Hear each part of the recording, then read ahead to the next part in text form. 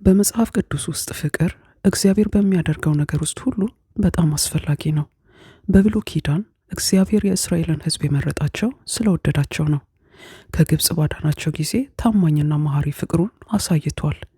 ኦሪት ዘዳግም ምዕራፍ 7 ቁጥር 6 እንዲህም ይላል፣ አንተ እግዚአብሔር አምላክህ የራሱ ወገን አድርጎ የመረጠ ቅዱስ ሕዝብ ነህ።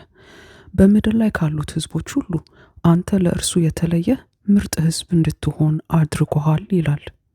እግዚአብሔር እስራኤልን ይበልጥ ወደ እርሱ እንዲቀርቡ በጠራቸው መጠን እነርሱ ይበልጥ ከእግዚአብሔር እየራቁ ሄዱ። ነቢዩ ሆሴያ የእግዚአብሔርን ፍቅር እናት ለልጇ ካላት ፍቅር የበለጠ ጠንካራ እንደሆነ ገልጿል። ትንቢተ ሆሴያ ምዕራፍ 11 ቁጥር 1 እና 2 እግዚአብሔር እንዲህ ይላል፣ ሕዝቤን እስራኤልን ገና በሕፃንነቱ ወደድኩት፣ ልጄን ከግብጽ ጠራሁት። ነገር ግን ሕዝቤን እስራኤልን ይበልጥ ወደ እኔ እንዲቀርቡ በጠራኋቸው መጠን እነርሱ ይበልጥ ከእኔ እየራቁ ሄዱ። በዓል ተብሎ ለሚጠራው ጣዖት መሥዋዕት ከማቅረብና ለምስሎችም ዕጣን ከማጠን አልተቆጠቡም ይለናል። የእግዚአብሔር ፍቅር ለእስራኤል ብቻ ሳይሆን ለሁሉም ሰዎች ነው። ጠላቶች እንኳ ይቅርታና አዲስ ዕድል ሊያገኙ ይችላሉ። ምክንያቱም እያንዳንዱ ሰው በእግዚአብሔር የተፈጠረ ነው። ሰው ከእግዚአብሔር ጋር ያለው ግንኙነት በጋራ ፍቅር ላይ የተመሰረተ መሆን አለበት። እግዚአብሔርን በሙሉ ልብ በመውደድና ባልንጀራን በመውደድ። በአዲስ ኪዳን የኢየሱስ ክርስቶስ ታሪክ በሙሉ ስለ እግዚአብሔር ፍቅር ነው።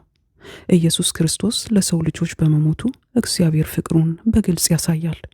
የዮሐንስ ወንጌል ምዕራፍ 3 ቁጥር 16 እንዲህ ይለናል፣ በእርሱ የሚያምኑ ሁሉ የዘላለም ሕይወት እንዲኖረው እንጂ እንዳይጠፋ እግዚአብሔር ዓለምን እጅግ ስለወደደ አንድያ ልጁን ሰጠ ይለናል።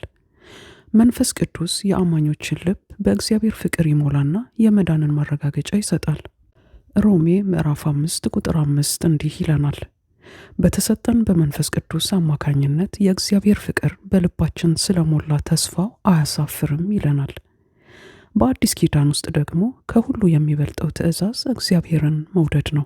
የማቴዎስ ወንጌል ምዕራፍ 22 ከቁጥር 36 እስከ 37 እንዲህ ሲልም ጠየቀ፣ መምህር ሆይ ከሕግ ውስጥ ከሁሉ የሚበልጥ ትእዛዝ የትኛው ነው?